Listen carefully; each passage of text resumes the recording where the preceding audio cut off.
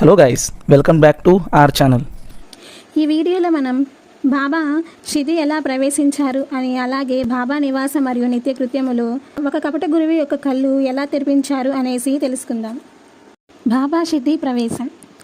ఆధ్యాత్మిక విషయాల యందు అమిత ఆసక్తి గల ఆ బాలుడు కొన్ని నెలల తర్వాత అక్కడి పొగరుబోతుల బాధలు భరించలేక గోదావరి తీరంలోని త్రయంబకేశ్వరుని దర్శించి పరిసర పర్వత ప్రాంతాలలో కఠోర దీక్ష కొనసాగిస్తాడు. అలా 1 సంవత్సరం తపస్సు చేసిన తర్వాత తన గురువైన వెంకూస ఆదేశానుసారం తిరిగి షిరిడి వెళ్ళాలని నిర్ణయించుకొని బయలుదేరి ముందుగా ఔరంగాబాద్ సమీపంలో గల ధూప్ గ్రామ పరిసరాలకు ఆ సాయంత్రానికి చేరుకుంటాడు. చాంద్ పాటిల్ జగన్మాత సృష్టించిన జగన్నాటక రంగంలో చిన్నదైన అతి ముఖ్యమైన పాత్ర. బాబా మహిమలు మొట్టమొదటిసారిగా ఇతని ద్వారానే ప్రపంచానికి వెల్లడవుతాయి. చాంద్ పాటిల్ ధూప్